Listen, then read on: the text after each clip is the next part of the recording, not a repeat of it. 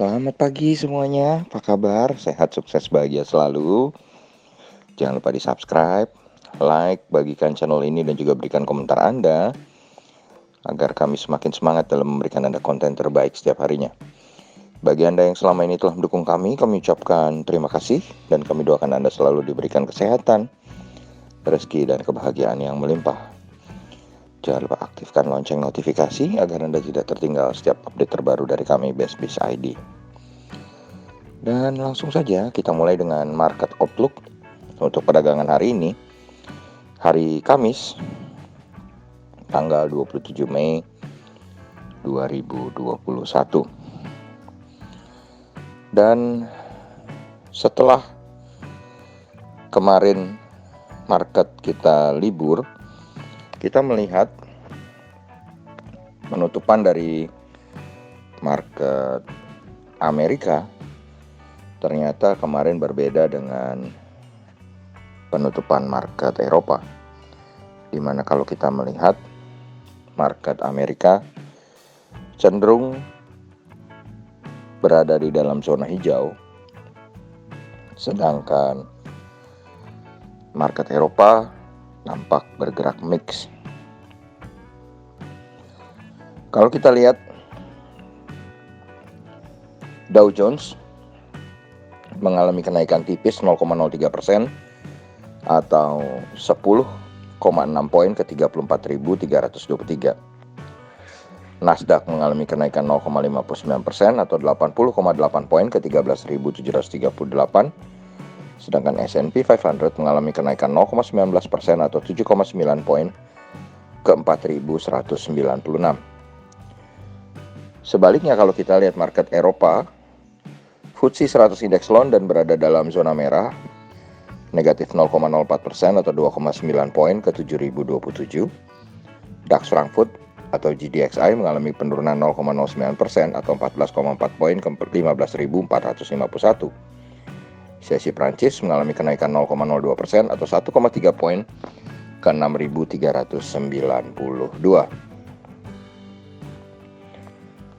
Dan kalau kita lihat posisi dari US Dollar Index juga mengalami penguatan sebesar 0,408 poin atau 0,46% ke 90,047. Dan kalau kita lihat US 10-year bond atau obligasi 10 tahun Amerika juga mengalami kenaikan 0,01 poin atau 0,64% ke 1,574. Kenaikan obligasi Amerika dan dolar indeks tentu akan membawa konsekuensi yang kurang baik bagi baik bursa equity maupun juga bursa komoditi hari ini. Kemudian kalau kita lihat TLKM NYSE atau saham PT Telkom yang diperdagangkan di New York Stock Exchange atau diperdagangkan di Amerika masih mengalami kenaikan tipis 0,12 poin atau 0,52% ke 23,21 atau kalau dirupiahkan adalah 3.327. Sedangkan EIDO mengalami kenaikan 0,11 poin atau 0,52% ke 21,36. EIDO adalah ETF Indonesia yang diperdagangkan di New York Stock Exchange. Ya, jadi kumpulan 31 saham Indonesia yang diperdagangkan di market Amerika dalam bentuk ETF jenis reksadana. Apa itu EIDO, ETF, dan 31 sahamnya bisa Anda googling. Sedangkan kalau kita berpindah sejenak ke bursa komoditi, maka kita lihat minyak atau oil mengalami penurunan 0,96 poin atau 0,09% ke 66,15. Gold mengalami penurunan 4,4 poin atau 0,23% ke 1899,40. Timah naik tipis 0,6% atau 177,5 poin ke 29.742,5. Sedangkan nikel mengalami kenaikan 217,5 poin atau 1,27% ke 17.300. Silver mengalami penurunan 0,28% atau 0,08 poin ke 27,8. Dan copper mengalami penurunan 0,5 poin atau 0,11% ke 452,45. Dan batubara Newcastle mengalami kenaikan 0,1 poin atau 0,10% ke 105,10 untuk kontrak bulan Mei. Sedangkan untuk kontrak bulan Juni, batubara Newcastle tidak mengalami perubahan, tetap di 112,25. Untuk kontrak bulan Mei, batubara Rotterdam mengalami penurunan 0,12% atau 0,1 poin ke 85,65. Dan untuk kontrak bulan Juni, batu bara Rotterdam mengalami penurunan 0,33% ke 90,95. Sementara kalau kita lihat wood pulp juga mengalami penurunan 25 poin atau 0,48% ke 5.162,5. Dan kalau kita lihat dari opening atau pembukaan market regional Asia, maka market regional Asia juga bergerak tidak searah, di mana kalau kita lihat indeks Nikkei 225 Tokyo Jepang dibuka melemah 0,45% atau 128,19 poin ke 28.511. Sedangkan Kospi Korea atau Kospi Seoul juga mengalami penurunan 10,71 poin atau 0,34% ke 3.156,8 poin. Sementara S&P ASX 200 Sydney, market Australia ini menjadi satu-satunya yang berada pada zona hijau, naik 0,16% atau 11,2 poin ke 7.103,70.